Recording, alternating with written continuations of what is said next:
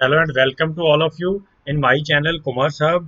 Myself Hardev Singh, and in this video I'll share with you the objectives of the business, and this topic is important for especially for the plus one commerce class and from the business studies subject. So under the objectives of business we are going to discuss the various objectives of business, and this question is very important because we can learn number of things about the business from this. तो basically business के क्या objective हैं, क्यों business बनाया गया, इसके उद्देश्य क्या है, पर्पस क्या है, वो हमने देखने हैं इस टॉपिक के अंदर। तो टॉपिक शुरू करते हैं। Let's start with the topic. First of all the objectives of business. So we have first objective. The name of the objective is economic objective. तो इकोनॉमिक का मतलब आपको मालूम होगा, इकोनॉमिक का मतलब है हमारी आर्थिक ऑब्जेक्टिव क्या है, कि इसका जो बिजनेस है उसका इकोनॉमिक तौर पर क्या उद्देश्य है, क्यों ये बनाया गया, from the economic purpose. For the economic purpose, economic का मतलब आप सभी को मालूम होता है कि आर्थिक, जो इकोनॉमिक है, जो हमारी आर्थिक कंडीशन है, जैसे देश में महंगाई कितनी है, सस्ताई कितनी है, inflation rate, deflation rate, economic system क्या है, ये सारा कुछ इकोनॉमिक पॉइंट ऑफ व्यू से है। तो हम इस पॉइंट के अंदर देखेंगे कि what will be the economic objectives of the business, की बिजनेस के इकोनॉमिक आर्थिक तौर पर कौन कौन से ऑब्जेक्टिव है, किस तरह से बिजनेस जो है हमारी इकोनॉमिक कंडीशन को, देश की और किसी पर्सन की इकोनॉमिक कंडीशन को बना सकता है, किस तरह से उसका इफेक्ट होगा इकोनॉमिक कंडीशन के ऊपर। That we will discuss in this economic objective.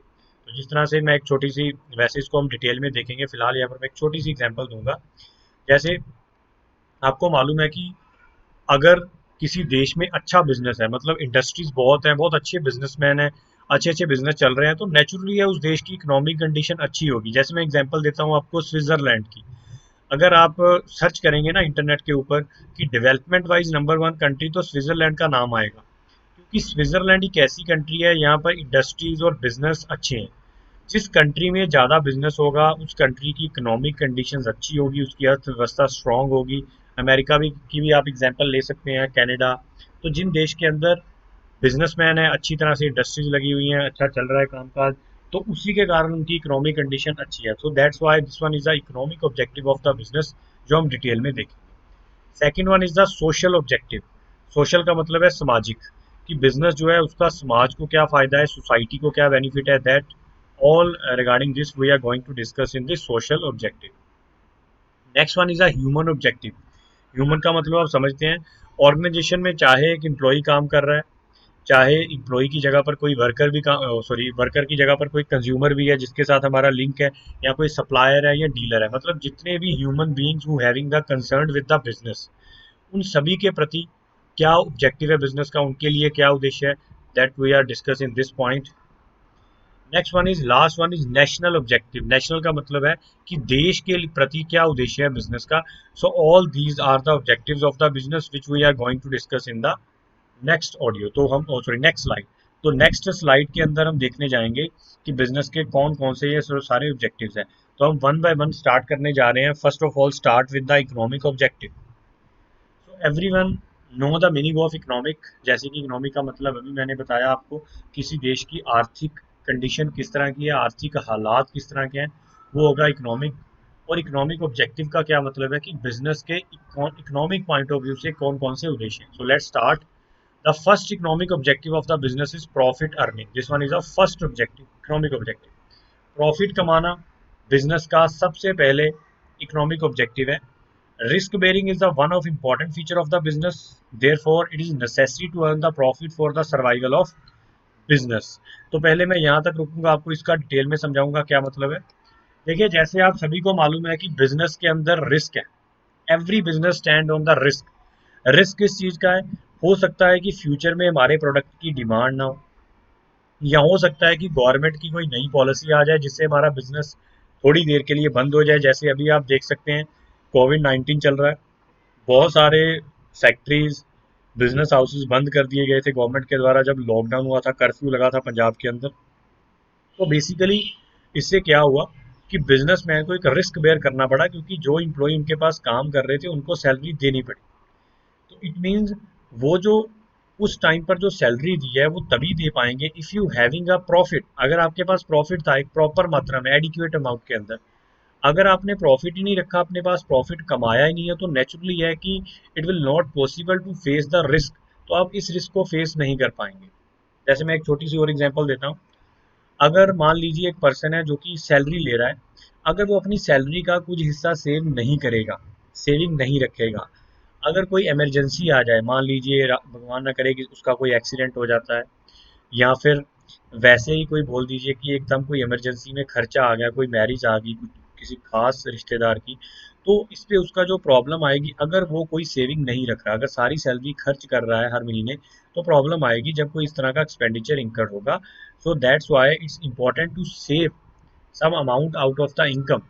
So in the same way, it's the duty of the businessman to save some amount as a profit from the profit or as a profit for meet the emergencies, for bear the risk, ताकि वो risk को जो है वो खत्म कर सके। So therefore दोबारा देख रहा हूँ ये लाइन में आपके लिए, risk bearing is one of the important feature of the business, therefore it is a necessary to earn the profit of the survival of business. तो कह रहा है रिस्क जो है वो बिजनेस का पार्ट है, उसको अलग नहीं किया जा सकता बिजनेस से।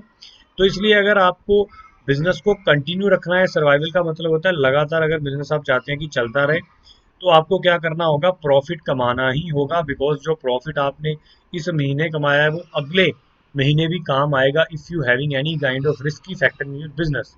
क्योंकि ये हो सकता है कि इस महीने आपने प्रॉफिट कमा लिया, नेक्स्ट मंथ प्रॉफिट नहीं आ रहा क्योंकि कोई रिस्क फैक्टर जैसे कोविड 19 के कारण ही, तो पिछले महीने का प्रॉफिट अगले महीने बिजनेस को चला पाएगा, सर्वाइव करवा पाएगा। So employee demand for the higher wages and the better working condition, and investor expect a higher rate of return.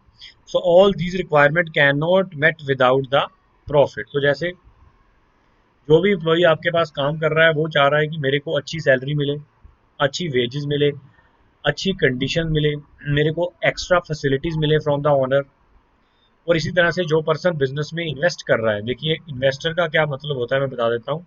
वो invest the money in business, जो आपके बिजनेस में पैसा लगा रहा है, जैसे किसी बैंक ने आपको लोन दिया बिजनेस के लिए, या फिर अगर आप कंपनी बिजनेस कर रहे हैं तो शेयर होल्डर्स ने पैसा लगाया कंपनी में। तो अब जो पर्सन पैसा लगा रहे हैं वो पर्सन भी ये एक्सपेक्ट कर रहे हैं कि उनको हाई रेट ऑफ रिटर्न मिले, मतलब जो उनको ब्याज मिलेगा वो अच्छा इंटरेस्ट मिले। सो दैट्स वाई इन सभी रीजन के कारण, due to the fulfilment of all these reason, it will not possible to the company to meet all these requirement without the adequate profit। तो इसलिए कंपनी को एडिक्वेट का मतलब है प्रॉपर, कंपनी को प्रॉफिट रखना ही होगा, किसी बिजनेसमैन को प्रॉफिट रखना ही होगा, due to fulfilment of all these requirements, तो इन सभी शर्तों को पूरा करने के लिए। So that's why first economic objective of the business is profit earning, कि प्रॉफिट कमाना बिजनेस के लिए बहुत ज़रूरी है। तो इसकी मैं एक और एग्जांपल दे देता हूँ आपको। देखिए नीचे उन्होंने डेफिनेशन में बड़ा अच्छा एग्जांपल दिया है, अर्निंग ऑफ द प्रॉफिट। ये देखिए आपके पास नजर आ रही है, earning of the profit can not be objective of the business any more than the eating is the objective of living. वो कह रहा है जिस तरह से खाने के जीने के लिए सॉरी खाना जरूरी है, उसी तरह से बिजनेस को अगर चलाना है आपने तो प्रॉफिट जरूरी है। Without profit it will not possible to survive the business for the long period. अब जैसे मैं एग्जांपल दे रहा हूँ, आप सभी को मालूम है जब जियो कंपनी लॉन्च हुई हमारे इंडिया के अंदर, उसने फ्री ऑफ कॉस्ट सिम दिया बिना किसी चार्जेस के, सभी को मालूम है। लेकिन इसका ये तो मतलब नहीं है ना कि जियो ने परमानेंटली फ्री कर दिया। अगर वो परमानेंटली फ्री कर देता, मतलब आज भी आपको फ्री मिल रहा होता जियो का बिना किसी रिचार्ज के, तो जियो कंपनी तो कब की बंद हो चुकी होती, उसको उस पर ताला लग जाता। लेकिन हुआ उल्टा। आज की डेट में आप देखेंगे तो जो मुकेश अंबानी जो मालिक है इस कंपनी का, वो वर्ल्ड का नंबर सॉरी एशिया का नंबर 1 रिचेस्ट पर्सन बन गया, एशिया और इंडिया का। क्यों बन गया? क्योंकि उसने प्रॉफिट कमाया, बाद में उसने प्रॉफिट अपना अर्न किया। तो इसीलिए मैं बोलता हूँ कि कोई भी बिजनेसमैन इस तरह का नहीं है जो प्रॉफिट ना कमाए। Profit is the prime motive of every business, her business का प्रॉफिट कमाना एक मोटिव है। क्योंकि बिजनेस आप कर ही इसलिए रहे हो क्योंकि आपको प्रॉफिट चाहिए। विदाउट प्रॉफिट जो भी कुछ हो रहा है वो बिजनेस नहीं है। अगर मैं बोलूँ कि मैंने फ्री में सिम बांटी और मैं कंटिन्यूसली बांटता जा रहा हूँ, अभी तक भी बांट रहा हूँ, तो वो मेरा बिजनेस नहीं हो सकता, क्योंकि बिजनेस के अंदर प्रॉफिट एक बहुत जरूरी एलिमेंट है। वो इसलिए ज़रूरी नहीं है कि आपने बिजनेस खोला ही प्रॉफिट के लिए, वो इसलिए भी ज़रूरी है कि अगर आपने लगातार बिजनेस करना है ना तो प्रॉफिट के बिना पॉसिबल नहीं हो पाएगा। जैसे जियो की एग्जांपल दी है, अगर जियो आज भी एग्जिस्ट कर रही है ना टॉप पर, तो उसका रीज़न यही था कि पहले उसने लोगों को फ्री दिया एज अ एडवर्टाइजमेंट, समझ लिए कि उसने अपनी सेल्समैनशिप यूज़ की, एडवर्टाइजमेंट की, अपनी मार्केटिंग की, मार्केट बनाई। आफ्टर मार्केटिंग, आफ्टर रेपुटेशन, जब रेपुटेशन बन गई, देन आफ्टर दैट कंपनी ने प्रॉफिट शुरू किया चार्ज करना, मतलब सिम को कॉस्ट के ऊपर बेचना शुरू किया, किसी प्राइस के ऊपर देना शुरू किया। So that's why profit earning is the prime motive. It's the important feature of any business. Reason behind risk, because every business stand on the risk, and if you having a risk, then you need a profit to meet the risk. क्योंकि अगर आप खतरा ले रहे हैं तो खतरे के बदले में रिवॉर्ड मिलना भी जरूरी है. So that's why risk bearing and profit earning is the prime motive objective of the business. Now next one is a production of goods. Production का मतलब होता है गुड्स को बनाना, मतलब कच्चे माल से फिनिश गुड्स को तैयार करना, कच्चे से हमने कुछ तैयार करना और फाइनल प्रोडक्ट बनाना है. Production of goods also the economic objective. So every business activity is directed toward the satisfaction of needs and the wants of human being. तो this one is also important thing. वो कह रहा है business का जो motive है वो है गुड्स को प्रोड्यूस करना, लेकिन प्रोडक्शन किन चीज़ों की करनी है जिससे जो ह्यूमन बींग्स है उनकी ज़रूरतों को पूरा किया जा सके. देखिए, satisfaction of needs and the wants of human being, this one is also the objective of business. ये नहीं है कि आप चीज़ बनाते जा रहे हैं लेकिन कस्टमर को वो चीज़ पसंद नहीं आ रही है, कस्टमर के यूज़ करने के योग्य नहीं है, एबल नहीं है, तो देन हम उसको नहीं बोल सकते कि आप ये प्रोडक्शन ऑफ गुड्स जो कर रहे हैं ये ओके है, क्योंकि satisfaction of the customer is must here. To satisfy the needs and wants of the people, the business has to produce the goods according to their taste and fashion. तो आज की डेट में क्या हो रहा है, आप जो भी कुछ बना रहे हैं वो कस्टमर के टेस्ट के अकॉर्डिंगली बना रहे हैं. जैसे मैं आपको एक एग्जांपल देता हूँ इसके अंदर. आपने देखा होगा कि पहले हमारे जो पुराने हमारे पूर्वज थे या हमारे जो बड़े हैं, वो जो क्लोथ्स वगैरह वेयर करते थे, तो पहले फैशन था क्या कि जो आप पैंट वेयर कर रहे हैं उसका क्या था, पहले नैरो बॉटम, मतलब क्या था, सॉरी, पहले उसका जो बॉटम था, जो आपकी पैंट आप वेयर करते हैं उसका जो नीचे वाला हिस्सा था वो काफ़ी ब्रॉड था, काफ़ी खुला हुआ था. लेकिन अब क्या आ गया, वो जो पैंट का जो लास्ट है वहाँ पर आप देखेंगे बिल्कुल टाइट है, जिसको हम बेल बॉटम या इस तरह के कुछ फैशन है. तो ये fashion time to time change हो रहे हैं. क्यों चेंज हो रहे हैं? क्योंकि अगर आप फैशन के अकॉर्डिंगली अपने बिजनेस का प्रोडक्ट चेंज नहीं करेंगे, then customer ignore to you, customer not ready to purchase your product. तो इसलिए आपको चलना होगा according to the taste and the fashion of customer. जो भी आप बनाएंगे पहले आप कस्टमर की नीड देखेंगे, डिमांड देखेंगे, देन प्रोड्यूस द प्रोडक्ट्स. जैसे एक और एग्जांपल ले लेते हैं. पहले एक टाइम था कि लोगों का जो वेयरिंग स्टाइल कह दीजिए या फिर हम खाने पीने का भी बोल देते हैं कि बिल्कुल डिफरेंट था. आज की डेट में बिल्कुल डिफरेंट है. तो अब ये जो चेंज हो रहा है, क्यों हो रहा है? क्योंकि बिजनेसमैन जो है वो अलग अलग चीज प्रोड्यूस कर रहा है कस्टमर को ध्यान में रखकर. एक टाइम था कि मोबाइल फोन नहीं था किसी के पास, धीरे धीरे मोबाइल फोन आया, बाद में मोबाइल फोन के बाद स्मार्टफोन आया जो कि आज की डेट में भी चल रहा है, एंड्रॉयड बोल देते हैं जिसको आप. तो आप देखते हैं कि अगर कोई कंपनी आज की डेट में फ़ोन लॉन्च करे, मान लीजिए 10,000 का मोबाइल फ़ोन बना रही है, लेकिन उसके अंदर प्ले स्टोर ना हो, उसके अंदर स्मार्टफोन के फीचर ना हो, तो कोई भी बाय नहीं करेगा. सो that's Y every mobile company first check the need, taste and the fashion, then manufacture or produce the mobile phone according to the taste of customer. तो इसकी एग्जांपल भी आपके सामने है, नोकिया. जैसे नोकिया ने मोबाइल फ़ोन बनाए थे लेकिन विंडो फ़ोन जो कि नहीं चल पाए. रीज़न क्या था कि जो स्मार्टफोन थे उनको ऑपरेट करना इजी था, समझना इजी था, लेकिन विंडो फ़ोन थोड़ा सा डिफरेंट थे उससे, तो इसलिए नोकिया को एलिमिनेट कर दिया गया. नोकिया की सेल बिल्कुल ख़त्म हो गई मार्केट से. सैमसंग ऊपर चला गया. रीज़न कि उनके पास स्मार्टफोन टेक्नोलॉजी थी, उन्होंने कस्टमर की ज़रूरत को समझा, उसके अकॉर्डिंगली प्रोडक्ट दिया. सो this one is also the objective of business, produce the goods according to the taste, according to the preference, according to the fashion, then you can easily sell your goods in the market. तो last line देखिए, the business not only produce goods but it also make these goods available to the consumer in the proper form at the proper time and the place of living. तो business का सिर्फ ये काम नहीं है कि goods को तैयार करना है according to the taste, but उन गुड्स को कंज्यूमर के प्लेस तक पहुंचाना भी है उसका काम, एट अ प्रॉपर टाइम, सही समय पर, और उनके रेजिडेंस प्लेस तक. जैसे आपने देखा ही होगा कि बिजनेसमैन जब गुड्स बनाता है तो उसके बाद उसको पहुंचाने के लिए बहुत सारे सोर्सेज हैं. जैसे ट्रांसपोर्टेशन उसके लिए ज़रूरी है, जिनको हम ईट्स टू ट्रेड बोल देते हैं. ट्रांसपोर्टेशन के अलावा होल सेलर, रिटेलर, ये सारी शॉप्स के थ्रू कस्टमर तक गुड्स पहुंच रहे हैं। All these are also covered under the production of goods, और this one is the economic objective of the business. Next economic objective of the business is creating markets. तो पहले यहाँ पर मैं आपको मतलब समझाऊंगा कि व्हाट इज मार्केट। मार्केट क्या होता है? मार्केट बेसिकली अ प्लेस, एक जगह है, where the buyer and the seller both available. तो मार्केट एक इस तरह की जगह है, यहाँ पर बेचने वाले को मैं एस से ले रहा हूँ सेलर, और खरीदने वाला मैं बी से ले रहा हूँ दैट इज बायर। दोनों अवेलेबल है, ठीक है जी। बेचने वाला अपना प्रोडक्ट दिखाएगा, खरीदने वाला उसका प्रोडक्ट खरीदेगा। It means market is a place where buyer and seller both are available. जैसे हम बात कर लेते हैं जी क्लोथ मार्केट। आप कभी कपड़ा मार्केट गए होंगे, गुरु बाजार। गुरु बाजार का नाम सभी ने सुना होगा, अमृतसर में गुरु बाजार का नाम। गुरु बाजार में क्या है जी, सारा सोने की ज़्यादातर दुकानें हैं। तो अगर आपने सोना खरीदना है तो गुरु बाजार चले जाते हैं। तो इट मीन्स कि हर चीज़ की एक मार्केट है। मार्केट क्यों रखी जाती है? क्योंकि उस मार्केट के अंदर आपको कस्टमर मिलेगा आपका प्रोडक्ट का, और कस्टमर को उसकी मर्जी का प्रोडक्ट मिलेगा। So that's why market is a place where seller and buyer both available, both meet with each other. ये तो हो गया मार्केट। शुरू करने से पहले मैं आपको दो चीज़ों का मतलब बताना चाहता हूँ। दूसरा है मार्केटिंग, आई एन जी लगा दीजिए पीछे, मार्केटिंग। देखिए market is a place, we have already discuss. And marketing क्या है? Marketing is a concept, marketing is a process to creating more and more customers. Marketing क्या है? ज़्यादा से ज़्यादा कस्टमर बनाना, उसको हम बोल देते हैं मार्केटिंग। कि किस तरह से बनती है? अगर हम कस्टमर को प्रोडक्ट दें उनकी नीड के अकॉर्डिंगली, उनको सेटिस्फाई कर दें प्रोडक्ट बेचकर, ऑटोमेटिकली वो कस्टमर हमारे पास दोबारा आए। तो इस तरह से हमारे पास कस्टमर प्लस होते जाएंगे, कस्टमर हमारे पास आते जाएंगे, उसको हम बोलेंगे marketing.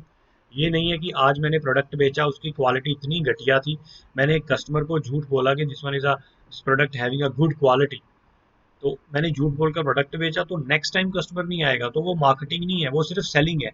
Selling is a different thing and marketing is a different thing. Marketing क्या है कि आपने प्रोडक्ट तो बेचना है कस्टमर को, but with the satisfaction of customer, ताकि कस्टमर बार बार आपकी दुकान पर आना पसंद करेगा। So marketing is retaining the customer bye satisfying there needs and wants. तो अब हम पढ़ते हैं what is creating market.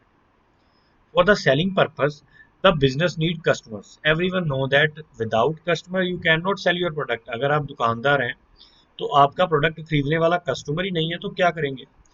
Therefore, marketing is the most important activity of the business in order to effect the sale or exchange of goods.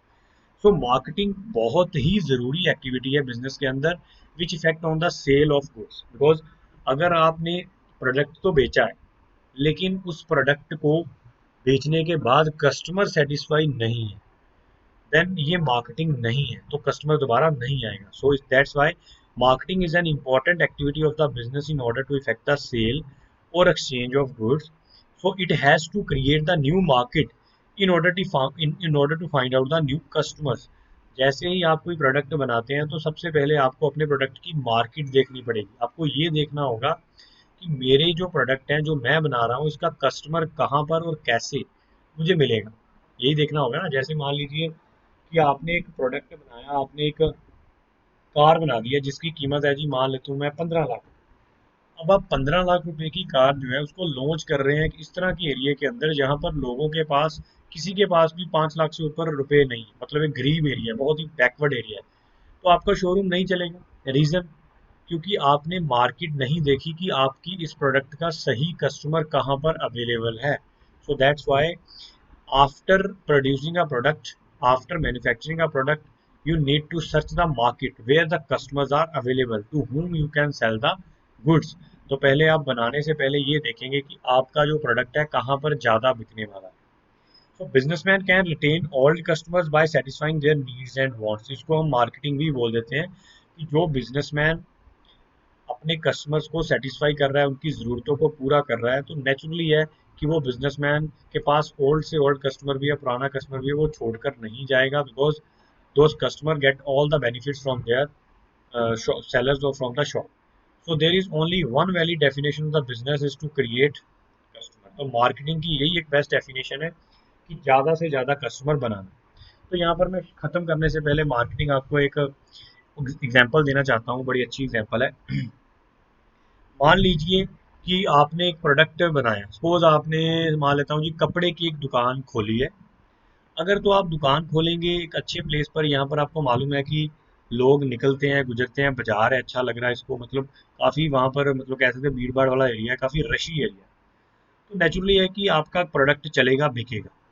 ठीक है जी, reason क्या है? क्योंकि लोगों को नज़र आ रहा है, अप्रोचेबल है। तो आपने अच्छे अच्छे जो ट्रेंड में है, जो फैशन में है सूट आपके, जो कपड़ा फैशन में चल रहा है, आप उसको फ्रंट पे लगा देंगे, एग्जीबिशन पे लगा देंगे अपने काउंटर पर। तो उससे क्या होगा, कस्टमर आने जाने वाला देखेगा, पसंद करेगा।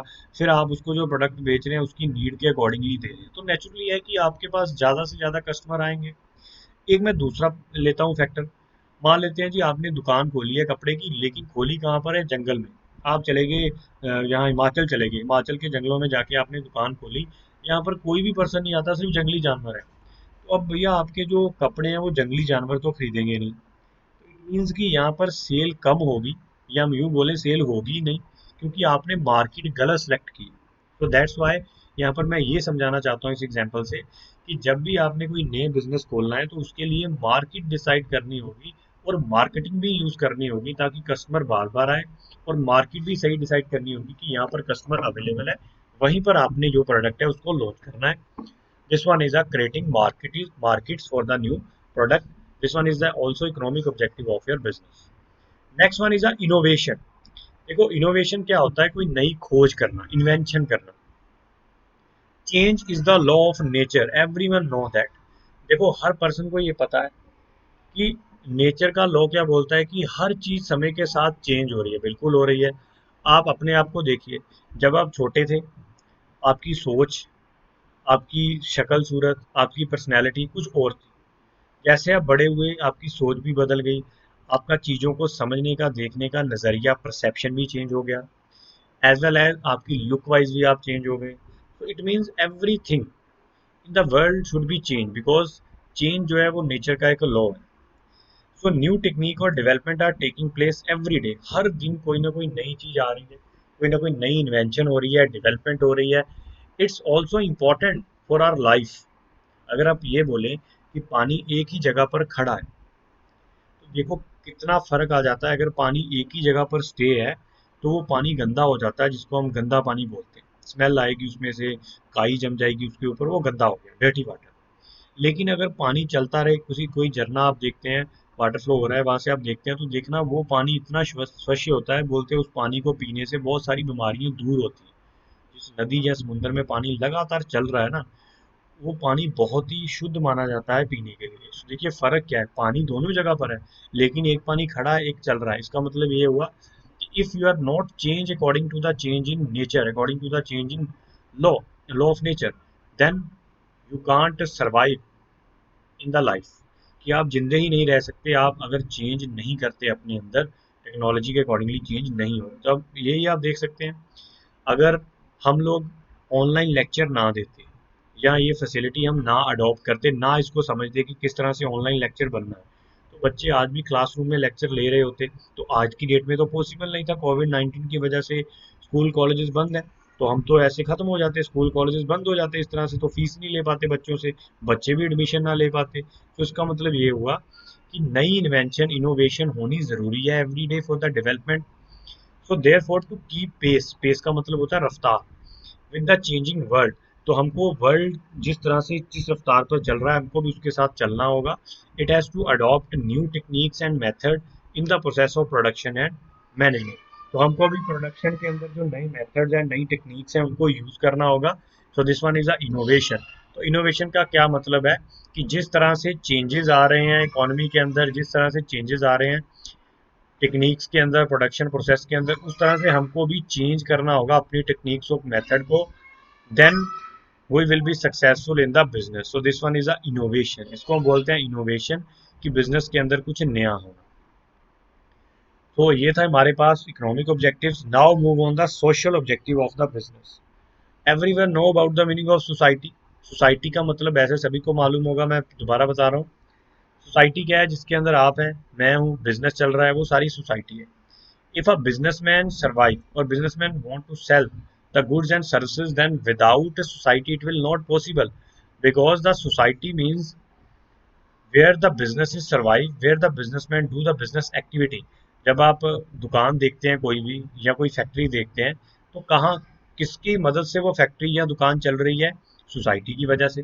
अगर समाज ना हो, सिर्फ आप अकेले दुकानदार है, मान लेता हूँ कि आप अकेले दुकानदार है, आपके आसपास में कोई सोसाइटी नहीं है, जैसे वो जंगल वाली एग्जाम्पल, जंगल वाले एग्जाम्पल में यही था ना कि आपके आसपास जानवर हैं, सोसाइटी नहीं है, समाज नहीं है, क्योंकि बड़ी दूर है समाज, जंगल में है, तो क्या आप प्रोडक्ट बेच लेंगे? इट विल नॉट पॉसिबल, क्योंकि जंगली जानवर थोड़ा खरीदेंगे आपके product. That's why society is also play a very important role. तो इसलिए बिजनेसमैन की रिस्पॉन्सिबिलिटी क्या है? To consider the society at the time of selling goods and services. तो सिर्फ अपना प्रॉफिट नहीं देखना बिजनेसमैन ने, उसने ये भी ध्यान में रखना है कि मैं प्रॉफिट भी कमाऊं, साथ में सोसाइटी को भी ध्यान में रखूं at the time of producing and selling the goods and services to the customers. तो देखिए इसकी definition, if the profit earning is one of the important objective of the business, on the other hand, then on the other hand it should satisfy social needs and wants। वो क्या कह रहा है? If the profit earning is the main or important objective of the business on the one hand, on the other hand social needs or social satisfaction also be the important objective of the business. अगर profit कमाना business का motive है, तो साथ साथ में society को ध्यान में रखना, सोसाइटी की ज़रूरतों को समझना, उसके accordingly product banana, this one is also the objective of the business. जैसे मैं इसकी एक एग्जांपल देता हूँ आपको। आप सभी को मालूम है कि कोई भी प्रोडक्ट, जैसे कोई मेडिसिन बनाई जाती है या कोई डेंजरस प्रोडक्ट है, तो उसके ऊपर मेंशन किया होगा प्रोडक्ट के ऊपर कि this product is injurious to health, like alcohol. Alcohol की बोतल के ऊपर लिखा हो रहा है alcohol is injurious to health. तो देखिए एक पर्सन जो शराब का बिजनेस कर रहा है, वो अपने प्रोडक्ट के ऊपर ये चीज लिख रहा है कि this product is dangerous for health. तो इससे देखिए आपके मन में आता होगा कि ये पर्सन खुद ही अपने प्रोडक्ट के ऊपर लिख रहा है, तो इससे तो उसकी सेल पर इफेक्ट होगा। नो डाउट इससे हो सकता है कि कुछ लोग पढ़कर ना पिए, लेकिन ये उसकी एक सोशल रिस्पॉन्सिबिलिटी है। उसने सिर्फ अपना फायदा नहीं सोचना, उसने ये नहीं देखना कि क्यों ना मैं साइड इफेक्ट लिखूँ ना प्रोडक्ट के, सिर्फ फायदे फायदे लिखूँ, नहीं। This one is the social responsibility of the businessman to mention all the side effects, all the negative point of the product on the product, because social satisfaction is also the aim of the business। क्योंकि अगर society को ध्यान में आप नहीं रखेंगे business में, तो आपका बिजनेस ज़्यादा लंबा नहीं चलेगा। जैसे कुछ आप चाइनीज़ प्रोडक्ट खरीदते हैं, तो वो जल्दी ख़राब हो जाते हैं। लाइक एक दिन निकाला, 2 दिन आप आज भी चले जाओ तो चाइनीज़ वॉचेस मिल जाती हैं, घड़ियाँ मिल जाती हैं चाइना की, 50-50 में आपको, 100-100 में घड़ी मिल जाएगी। तो वो घड़ी कितनी दिन चलेगी? ज़्यादा से ज़्यादा 2 या 3 दिन। तो इसका मतलब ये हुआ कि वो आपको सेटिस्फाई नहीं कर पा रही, क्योंकि आप उसे डिससेटिस्फाई रहेंगे। दैट्स वाई उस प्रोडक्ट को आप दोबारा नहीं खरीदेंगे। तो समाज को अगर आप गलत चीज़ देंगे, बिजनेसमैन समाज को अगर गलत देगा, तो ऑटोमेटिकली जो समाज है उसके अंदर आप एग्जिस्ट नहीं कर पाओगे, लंबे समय के लिए बिजनेस नहीं कर पाओगे। सो that's Y social needs and wants also be considered by the businessman at the time of supplying the quality goods and at a genuine price। मतलब कि वो क्वालिटी गुड्स देगा कस्टमर को जेन्युइन प्राइस के ऊपर, ज़्यादा प्राइस भी नहीं लेगा। जेन्युइन का मतलब है प्राइस ना ज़्यादा हो ना कम हो, जेन्युइन हो, फेयर हो। और quality of the goods also भी गुड, जिस जिस तरह से वो बता रहा है उस तरह की क्वालिटी का होना भी जरूरी है। Now first social objective of the business is availability of goods. Availability of goods का क्या मतलब है? कि गुड्स का अवेलेबल होना। Commerce, one of the major component of business, make the goods available to the general public by collecting these from the manufacture place। So thus to make the goods available to the society is one of the important social objective। देखिए जैसे हमने commerce की definition मैंने आपको एक video के अंदर बताई थी, जिसकी डेफिनेशन थी commerce refers to trade plus aids to trade. व्यापार और व्यापार में सहायता करने वाले जितने भी एलिमेंट्स हैं उन सभी को कॉमर्स बोल देते हैं। सो कॉमर्स के बिना, जब वो व्यापार में सहायता करने वाला एलिमेंट क्या था? ट्रांसपोर्टेशन और वेयर हाउसिंग। अब कॉमर्स का एक मेजर कंपोनेंट है जिसकी वजह से बिजनेस के लिए, सॉरी, जिसकी वजह से पब्लिक के लिए बिजनेसमैन हर तरह की गुड्स प्रोवाइड कर सकता है by collecting from the place of manufacture to the at the place of consumer. कि जो यहाँ पर फैक्ट्री में गुड्स बन रही हैं वहाँ से कस्टमर तक तभी पहुँच पा रही हैं अगर कॉमर्स कंपोनेंट्स अवेलेबल है। तो हम ये कह सकते हैं कि this one is also the social objective of the business to provide the goods to the customer at their home at their hometown, at their place, from the place of manufacture.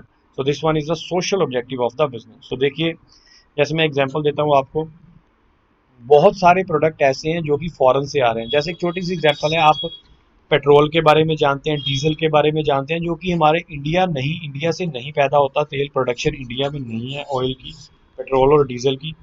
तो ये कहाँ से आ रहा है? Arab country से आ रहा है, America से आ रहा है, तो इट मीन्स बाहर से आ रहा है। तो अब आप सोचिए, अगर हमारे पास ये कॉमर्स, क्योंकि कॉमर्स की वजह से ही ये सारा कुछ डिस्ट्रीब्यूट हो पा रहा है कस्टमर तक, अगर ये कॉमर्स या उसके कंपोनेंट ना होते तो यहाँ पर चीज बन रही थी जैसे अमेरिका में या दुबई में, वहीं पर ही तेल रह जाता, उसको इंडिया या किसी और देश में भेजना पॉसिबल ही नहीं होता। So that's why commerce having a great importance, component of the commerce having great importance. Without the component of commerce, without the transportation, it will not possible to deliver all such product up to the place of customers, क्योंकि ये possible ही नहीं होता कि customer को product देना अगर आपके पास commerce component जैसे ट्रांसपोर्टेशन का मीडियम ना होता। तो जो बंदा बना रहा था, जो मैन्युफैक्चर कर रहा था, उसी के पास वो गुड्स रह जाती या उसी की स्टेट में या उसी की सिटी में रह जाती, दूसरी जगह पर ट्रांसफर ना हो पाती अगर ये कंपोनेंट्स ना होते। So this one is the availability of goods, also the social objective. Next social objective is supply of quality goods at genuine price. यहाँ पर जेन्युइन प्राइस का मतलब होता है fair price. It is the primary objective of the business to provide the quality goods to the consumer at the reasonable price. So ये भी एक business का प्राइमरी ऑब्जेक्टिव है सोशल ऑब्जेक्टिव के अंदर, कि provide the genuine goods to the consumer, quality goods to the consumer at a genuine price. कि जो भी प्रोडक्ट आप कस्टमर को देंगे उसकी क्वालिटी जो है इंफीरियर ना हो, घटिया ना हो, अच्छी क्वालिटी का प्रोडक्ट हो, जेन्युइन प्राइस के ऊपर आप कस्टमर को सेंड करेंगे। This one is also the social objective.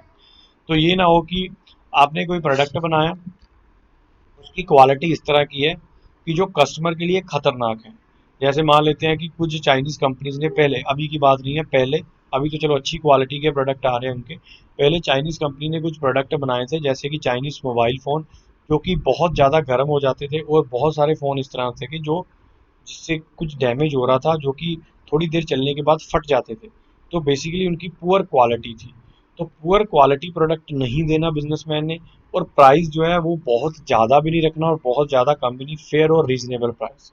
So it should take of consumer taste, liking, fashion. ये सारा कुछ देना है आपने after considering the consumer taste. Consumer का टेस्ट देखना है, उसको क्या पसंद है, उसकी लाइकिंग, लाइक है प्रोडक्ट उसकी पसंद का है या नहीं है, फैशन क्या है, and satisfy their needs and wants. These one are the objectives of social objective of the business. Next one is creating employment opportunity. देखिए, एम्प्लॉयमेंट का मतलब मैंने पिछले वाले वीडियो में आपको बताया था, एम्प्लॉयमेंट होता है रोजगार, किसी को जॉब देना। जैसे एम्प्लॉय किसी के पास काम कर रहा है, एक वर्कर और एम्प्लॉय, उसको हम एम्प्लॉय बोल देते हैं, और जो दोनों के बीच में कॉन्ट्रैक्ट हुआ उसको हम एम्प्लॉयमेंट बोलते हैं। एम्प्लॉयमेंट होता है रोजगार देना, अपॉर्चुनिटी होता है मौके। तो रोजगार के मौके जो है, रोजगार की अपॉर्चुनिटी जो है वो क्रिएट करता है बिजनेस, क्योंकि अगर एक बिजनेस खुलेगा तो उससे बहुत सारे लोगों को फायदा होगा। तो मैं एक बार इसको रीड करूंगा, फिर आपको इसकी एग्जांपल दूंगा। Another important objective of the business is to provide employment opportunity to the, everyone know that business provide the opportunity, employment opportunity. देखिए, सबको मालूम है कि जब एक फैक्ट्री, एक दुकान या एक स्कूल, कॉलेज, अभी तो बिजनेस है, कुछ भी खुलेगा तो उससे बहुत सारे लोगों को रोजगार मिलेगा। So it's not only provide the livelihood to the owner. सिर्फ मालिक को खाना नहीं मिल रहा, सिर्फ मालिक को जिंदा रहने का सोर्स नहीं मिल रहा। लाइवलीहुड का मतलब है कि जीवन का जिंदा रहने का सोर्स, सिर्फ मालिक को नहीं, साथ में जो उसके पर्सन जुड़े हुए हैं, इंगेज्ड हैं, उन सभी को भी फायदा हो रहा है। अब बिजनेस के साथ कौन कौन जुड़ा हुआ है ये देखने वाली बात है। देखिए, एक तो वर्कर जो बिजनेस फैक्ट्री के अंदर या बिजनेस के अंदर काम कर रहा है उसको भी फायदा होगा, मालिक को प्रॉफिट मिलेगा उसको भी फायदा होगा, बैंक ने लोन दिया उसको ब्याज मिलेगा, बैंक को भी फायदा हो रहा है। अब हम बोले जो सप्लायर हमको रॉ मटेरियल दे रहा है बिजनेस को, उसको भी फायदा होगा। अब इसके साथ हम देख लेते हैं जी, जैसे हमारी जो साथ गवर्नमेंट जुड़ी हुई, गवर्नमेंट को बिजनेसमैन टैक्स देता है, जितना बिजनेस ज़्यादा अच्छा होगा उतना टैक्स ज़्यादा जाएगा, तो गवर्नमेंट को भी फायदा आ रहा है, गवर्नमेंट को भी रोजगार मिल रहा है। अब सबसे इंपॉर्टेंट चीज़ क्या है जो लोग नहीं देखते, अगर आपने कोई बिजनेस खोला है तो जो बिजनेस के अंदर काम कर रहे हैं उनको तो फायदा हो ही रहा है, लेकिन अगर आपने मान लीजिए एक फैक्ट्री खोली है, आपकी फैक्ट्री जैसे खुली उसके सामने एक चाय वाले ने अपनी दुकान डाल दी छोटी सी। अब देखा जाए टेक्निकली तो उस चाय वाले को भी फायदा हो रहा है, क्योंकि वो आपकी फैक्ट्री में काम करने वाले वर्कर को चाय बेच रहा है।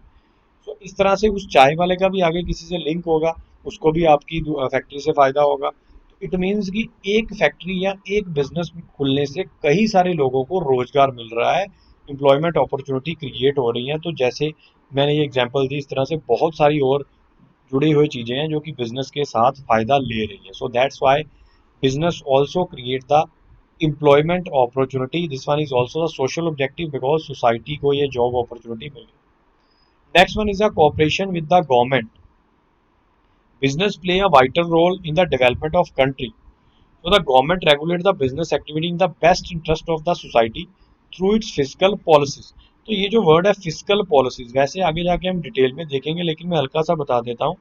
फिजिकल पॉलिसी क्या है? जो गवर्नमेंट हर साल एक पॉलिसी बनाती है जिसके अंदर गवर्नमेंट के रेवेन्यू और एक्सपेंडिचर्स आ जाते हैं कि गवर्नमेंट ने कहाँ पर खर्चा करना है, गवर्नमेंट को कहाँ कहाँ से पैसा आ रहा है। अब गवर्नमेंट को ज़्यादातर पैसा आता है टैक्सेस से, और गवर्नमेंट का जो खर्चा होता है वो सड़क, ब्रिज, इंफ्रास्ट्रक्चर, फैसिलिटी इनके ऊपर हो रहा है। तो ये क्या बोल रहा है कि बिजनेसमैन जो है वो गवर्नमेंट के साथ कोऑपरेट करता है। वो किस तरह से?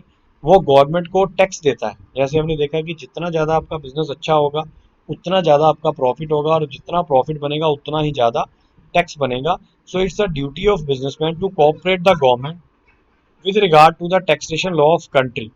सो ये ड्यूटी है बिजनेसमैन की कि वो गवर्नमेंट के साथ कोऑपरेट करेगा, और जितने भी उसके टैक्सेस बने हैं या कुछ भी है, वो टैक्सेस लो है जो कंट्री का, उसको फॉलो करेगा, उसको अडॉप्ट करेगा और प्रॉपर टैक्स पे करेगा। So it means for the development of the country businessman play important role. क्योंकि गवर्नमेंट को पैसा कहाँ से आता है? मैंने अभी आपको बताया, गवर्नमेंट को आधे से ज़्यादा, more than 70% revenue for the government generate from the taxes. जो बिजनेसमैन टैक्स देता है उससे 70% पैसा गवर्नमेंट को मिल रहा है। उसी पैसे को गवर्नमेंट यूज़ कर रही है देश के विकास के लिए, for the development of country. जो आप सड़कें देखते हैं, ब्रिज देखते हैं, सरकारी हॉस्पिटल देखते हैं, सरकारी स्कूल कॉलेजेस देखते हैं, ये सारा कुछ बन रहा है इसी पैसे से जो कि बिजनेसमैन के द्वारा दिया जा रहा है in the form of taxes to the government. So that's why business also cooperate with the government. So next objective is human objective. Human का मतलब आप सभी जानते हैं। ह्यूमन का क्या मतलब होता है जी? जो पर्सन, ह्यूमन बीइंग वर्क कर रहे हैं ऑर्गेनाइजेशन के अंदर, जो उसके साथ जुड़े हुए हैं, एंगेज्ड हैं। So the success of the business mainly depend on the involvement of the workers. अगर किसी भी ऑर्गेनाइजेशन में आप अच्छी खासी सक्सेस देख रहे हैं तो उसका कारण होगा वहां पर काम करने वाले पर्सन। क्योंकि अगर मशीन से भी काम चल रहा है, रेदर देन मशीन को चलाने के लिए भी वर्कर की जरूरत होगी। Without human being it will not possible to produce the goods. So that's why most important, or the success of organization depend on the involvement of workers, cooperation of consumer and the financial support of investors. So देखिए, चाहे वो customer है, चाहे वो factory में काम करने वाला वर्कर है, चाहे आपसे सामान खरीदने वाला कस्टमर है, चाहे वो आपको पैसा देने वाला बैंक है यानी कि इन्वेस्टर है, चाहे वो आपको गुड्स बेचने वाला सप्लायर है, वो सारे क्या हैं? Human beings. So human beings मतलब पर्सन, उनके बिना बिजनेस करना पॉसिबल नहीं है। अगर आप ये बोले कि मैंने किसी भी पर्सन को इन्वॉल्व नहीं करना बिजनेस में, सारी मशीन ही होगी, तो मेरे को एक चीज़ बताइए, क्या जिस मशीन को आपने ऑटोमेटिक बोला है उसको चलाने के लिए तो एटलीस्ट स्विच दबाना ही पड़ेगा ना, तो उसके लिए वर्कर की ज़रूरत है। अगर मशीन ख़राब हो जाती है तो उसका ध्यान रखने के लिए भी एक पर्सन चाहिए, उसके ऊपर 24 घंटे बैठेगा, तो उसके लिए भी वर्कर चाहिए। तो इट मीन्स वर्कर के बिना मशीन और फैक्ट्री पॉसिबल नहीं है। सेकंड थिंग, अगर आप बोलें कि आपने बिजनेस करना है, यू नीड लोन, तो लोन कौन देगा? बैंक या कोई इंस्टीट्यूट, तो उस वहाँ पर भी पर्सन काम कर रहे हैं तो उसके लिए भी आपको मिलना होगा। अगर आप बात करते हैं जी, मैंने फाइनेंशियल सपोर्ट के अलावा मैंने बात करता हूँ जी, मेरे को रॉ मटेरियल चाहिए। अगर मैंने बिजनेस करना है तो मेरे को किसी ना किसी से तो सामान खरीदना पड़ेगा ना, तो जिससे खरीदना है वहाँ पर भी पर्सन है। तो इट मीन्स सभी जगह पर ह्यूमन बींग्स है बिजनेस के अंदर, ह्यूमन बींग्स के ऊपर ही सक्सेस डिपेंड करती है। तो हम देखिए ह्यूमन बींग किस तरह से जरूरी है, ऑब्जेक्टिव्स क्या है। First one is welfare of the workers. This one is the human objective of your business, welfare of the workers. की जितने भी वर्कर आपकी फैक्ट्री में काम कर रहे हैं उनकी वेलफेयर, उनकी भलाई के बारे में सोचना। The worker are the inseparable part of the business, they are not just the employee of the business, but they put their efforts in the formation of capital. देखिए वर्कर्स जो आपकी फैक्ट्री में काम कर रहे हैं, एम्प्लॉयज, वो सिर्फ आपके एक मशीन नहीं है, वो आपकी ऑर्गेनाइजेशन का इनसेपरेबल पार्ट है, क्योंकि उनके बिना पॉसिबल नहीं है कि आप कुछ बना पाएं। तो अब जो भी एम्प्लॉई ऑर्गेनाइजेशन में काम कर रहे हैं वो सिर्फ आपके एम्प्लॉई नहीं है, बट वो अपना सारा एफर्ट लगा रहे हैं, मेहनत लगा रहे हैं ताकि आपके लिए कुछ बना के दें, आपको कुछ कमा के दें। So that's why they are very important and they should not be considered machine only. उनको सिर्फ एक machine ना समझा जाए, because a satisfied worker is an invaluable asset to the business. अगर एक वर्कर सेटिस्फाइड है, खुश है अपने मालिक से, अपने काम से, तो वो बड़ी अच्छी एक एसेट है ऑर्गेनाइजेशन के लिए, वो ऑर्गेनाइजेशन को अच्छा कमा के देगी। So that's why workers welfare is important here. Without the worker welfare it's not possible to the success of organization, क्योंकि ऑर्गेनाइजेशन को मालूम है कि वर्कर ही उनके लिए कैपिटल बनाएंगे, वर्कर ही उनको कमा के देंगे। तो जिस तरह से हम देखते हैं ना कि हमारे पास एक मशीन है जिसकी मदद से हम कुछ बना रहे हैं, तो जैसे मशीन खराब होती है आपका काम बंद हो जाता है। उसी तरह से बोल रहा है कि अगर वर्कर काम पर नहीं आ रहा या काम नहीं कर रहा, स्ट्राइक कर देते हैं, तो तब भी आपका नुकसान होता है। तो वर्कर लेकिन मशीन नहीं है, इसलिए उनको अच्छी सेटिस्फेक्शन, मतलब वर्कर को हर तरह की वेलफेयर फैसिलिटी देना ज़रूरी है। आप वर्कर को मशीन ना समझे, उनको ह्यूमन बीइंग समझे, उसके अकॉर्डिंगली उनकी ट्रीटमेंट करें। This one is also the human objective of the business. Next one is consumer satisfaction, ग्राहक की संतुष्टि। The consumer are the source of growth and expansion of business. ये आज की डेट में बोलते हैं कंज्यूमर इज अ किंग, कि कंज्यूमर जो है वो राजा है बिजनेस के अंदर। तो क्योंकि कंज्यूमर है तो आपकी दुकान है, अगर कंज्यूमर नहीं है तो दुकान पर ताला लग जाएगा। That's why consumer is a source of growth and expansion of the business. So they should be provide with the quality goods at a reasonable price. तो जो कंज्यूमर है उसको आपको क्वालिटी गुड्स देनी होगी, मतलब घटिया क्वालिटी का प्रोडक्ट नहीं बेचना आपने, अच्छी क्वालिटी का गुड्स देना है। सारा कुछ आपने उसको सच बताना है अबाउट द प्रोडक्ट फीचर्स, और रीजनेबल प्राइस, कम प्राइस के ऊपर और जेन्युइन प्राइस के ऊपर। And the special attention should be paid to the taste and liking of the customer. जो आपसे कस्टमर मांग रहा है, जिस तरह की डिमांड कर रहा है, उसको आपको ध्यान में रखना होगा at the time of producing as well as at the time of selling the product to the customer. तो जैसे कस्टमर आपसे मांग रहा है जी मेरे को ये पर्टिकुलर ब्रांड का प्रोडक्ट चाहिए, आप बोल देते हैं ये उसी कंपनी का है, झूठ बोलते हैं, ये उसी कंपनी का नाम चेंज हो गया है खाली, तो ये गलत है। तो अगर ह्यूमन ऑब्जेक्टिव क्या कहता है कि आपको कंज्यूमर को as a human being treat करना है, गलत क्वालिटी और गलत क्वांटिटी की चीज़ आपने नहीं बेचनी, उसके टेस्ट और लाइकिंग को कंसिडर करना। Next objective, human objective is satisfaction of share holders. तो यहाँ पर पहले मैं हल्का सा बता देता हूँ कि शेयर होल्डर क्या है, फिर मैं शुरू कर देता हूँ। इनको नहीं पता शेयर होल्डर्स का, देखिए जो कंपनीज होती है ना बड़ी बड़ी, उनके अंदर जो पैसा लगाया जाता है बिजनेस को शुरू करने के लिए, जो पर्सन पैसा दे रहे हैं, जो इन्वेस्टमेंट कर रहे हैं, उनको बोला जाता है शेयर होल्डर्स। तो जो पैसा ये इन्वेस्ट कर रहे हैं उनको बोला जाता है शेयर्स। ठीक है, सिर्फ आप इन शॉर्ट इतना समझिए, अभी बाद में हम डिटेल में देख लेंगे कि share holders are those who invest the money in the company. जो कंपनी के अंदर कंपनी का बिजनेस शुरू करने के लिए या कंपनी के बिजनेस के लिए पैसा इन्वेस्ट करते हैं, उनको बोल देते हैं शेयर होल्डर्स। शेयर होल्डर्स कौन है, वो भी ह्यूमन बींग्स हैं। So in the company form of organisation the management of company should look after the interest of shareholders. उनका इंटरेस्ट देखेगी, that is real owner of the company, क्योंकि shareholders ही एक तरह के company के मालिक हैं, क्योंकि कंपनी के अंदर पैसा लगा रहे हैं। तो उनका इंटरेस्ट, इंटरेस्ट का मतलब है कि उनके हित को ध्यान में रखना होगा। The company should provide the correct information in its annual report to the shareholders। तो कंपनी जो है वो करेक्ट इन्फॉर्मेशन देगी अपनी एनुअल रिपोर्ट्स के अंदर शेयर होल्डर्स को, क्योंकि शेयर होल्डर मालिक है। एनुअल रिपोर्ट का मतलब है कि कंपनी साल के बाद जो भी अपनी इनकम और खर्चों की स्टेटमेंट बनाएगी, उसकी सही सही जानकारी देनी होगी शेयर होल्डर्स को, क्योंकि शेयर होल्डर असली मालिक है, उन्होंने पैसा इन्वेस्ट किया हुआ है in the business. Last human objective is fair to the dealer and the supplier. देखिए डीलर कौन है, डीलर वो है जो आपको, आपके साथ डील कर रहा है, आपको गुड्स दे रहा है। सप्लायर भी वही है जो आपको रॉ मटेरियल दे रहा है बिजनेस का, जिसको यूज कर कर आप कुछ बना रहे हैं। So it is a duty of business to fair to the dealer and the supplier during the scarcity of goods। scarcity का मतलब होता है कमी। अगर आपके पास गुड्स की कमी है तो आप डीलर के साथ और सप्लायर के साथ सही तरह से बिहेव करेंगे। It must take care of the interest of dealer and the supplier, और it must acknowledge their services by allowing the adequate remuneration commission on the sale made by them. क्योंकि supplier वो है जो आपको goods दे रहा है, dealer वो है जो आपके बेहाफ पर आपकी गुड्स बेच रहा है। जैसे आपने एक एजेंट रखा हुआ है, बिजनेसमैन ने एजेंट रखा है, वो गुड्स बेच रहा है। तो आपको इन दोनों के साथ अच्छे से बिहेव करना होगा। उनको टाइम पर रेमोनरेशन और कमीशन देनी होगी। रेमोनरेशन होता है कोई उनको मुआवजा देना, जैसे कोई सैलरी, वेजेस, ये जो होगी वो टाइम पर देनी होगी उनकी सर्विसेज के बदले में। आपने पूरी तरह से अपने सप्लायर और डीलर का ध्यान रखना है। This one is the objective, human objective of the business. Now last one is the national objectives. देखिए, नेशन का मतलब होता है हमारा देश, भारत। देश के प्रति बिजनेस के क्या क्या ऑब्जेक्टिव है? First one is every business concern should take necessary steps to increase the export of the country. Export का मतलब है भारत से बाहर सामान बेचना, इंडिया से बाहर कुछ बेचना। तो कह रहा है ये हर बिजनेसमैन की कोशिश होनी चाहिए कि प्रॉपर एक्सपोर्ट जो है, देश से बाहर जो गुड्स बेचनी है उनको बढ़ाया जाए, क्योंकि जितना ज़्यादा हमारे देश का एक्सपोर्ट होगा, हमारे पास उतना ही फॉरेन का रिजर्व आएगा, बाहर की करेंसी आएगी, जिससे हमारे देश की डेवलपमेंट होगी। So that's why every businessman should take necessary steps to increase the export of the country.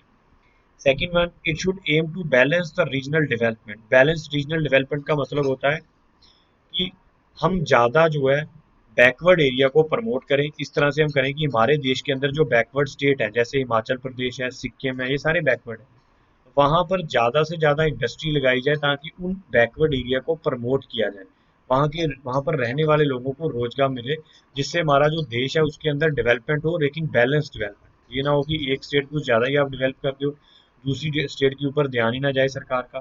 So balance development के लिए बिजनेस का नेशन के प्रति ऑब्जेक्टिव क्या है कि बैकवर्ड एरिया के अंदर इंडस्ट्री सेटअप करना। Next one, it should promote the education, sport and culture. देश में एजुकेशन और स्पोर्ट कल्चर को प्रमोट करना, this one is also the national objective of business. तो इसके लिए एयरटेल काम कर रहा है। जैसे आपने देखा होगा कि एयरटेल ने बहुत सारे स्कूल बनाए हुए हैं जो कि बच्चों को फ्री ऑफ कॉस्ट एजुकेशन दे रहे हैं। तो ये एक तरह का एजुकेशन को प्रमोट करने का ऑब्जेक्टिव है। इस तरह से कुछ बिजनेस हाउसेज हैं जो स्पोर्ट्स एक्टिविटीज चला रहे हैं, जैसे आईपीएल चल रहा है तो बहुत सारे बिजनेसमैन उसमें स्पॉन्सरशिप दे रहे हैं। Fourth one is it should help in development of small enterprise. छोटे लेवल पर काम करने वाले जो बिजनेसमैन हैं उनको भी कह रहा है कि हेल्प करनी चाहिए उनकी डेवलपमेंट में। जैसे हमारे देश में आपने देखा है कि इंडिया में सिडबी, भारत सरकार ने एक SIDBI, small industrial development bank, एक सिडबी नाम का बैंक बनाया, जिसका पर्पस क्या है, जो छोटे लेवल पर बिजनेस करना चाह रहे हैं, छोटे लेवल पर बिजनेसमैन है, उनको लोन देना at a less rate of interest, come rate के ऊपर, जिससे ज़्यादा से ज़्यादा स्मॉल इंडस्ट्री को बढ़ाया जाए। Last one, it should strive for the economic justice to the people of country. क्या कह रहा है कि इकोनॉमिक जस्टिस मतलब इकोनॉमिक इंसाफ, जस्टिस होता है इंसाफ, मतलब सभी के साथ सही तरीके से पेश आया जाए। जो देश के लोग हैं हमारे, उनकी जो इकोनॉमिक जस्टिस हो, उनके इकोनॉमिक हालात जो हैं उनको बराबर रखा जाए, वो सभी के साथ जस्टिस हो, इंसाफ हो। जो स्टेट या जो कंट्री ज़्यादा अच्छा परफॉर्म कर रही है, जो स्टेट ज़्यादा अच्छा दे रही है, उसको उसके अकॉर्डिंगली देना होगा। मतलब ये हुआ कि it should strive for the economic justice to the people of country, कि जो देश के लोग हैं उनके साथ इकोनॉमिक जस्टिस करना ही भी एक बिजनेस का नेशनल ऑब्जेक्टिव है।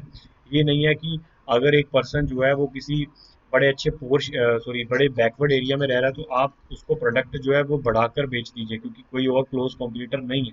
जैसे मान लेते हैं जी, हमने एक इंडस्ट्री खोली है, एक दुकान खोली हिमाचल के अंदर, अब हम देख रहे हैं कि वहाँ पर हमारे वाला प्रोडक्ट कोई भी नहीं बेच रहा, तो हम उससे अनजेन्युइन प्राइस चार्ज करना शुरू कर देते हैं। नहीं, आपको जस्टिस करना होगा, सभी को इंसाफपूर्वक तरीके से देश में बिजनेस करना होगा ताकि देश के लोगों के साथ गलत ना हो। This one is the national objective और national objective of the business. So all these are the various objectives of business. तो इसी के साथ ये टॉपिक खत्म है। Like my video, and if you having any query and any doubt, then send the query and doubts in the comment box, and like and subscribe my channel. Thank you.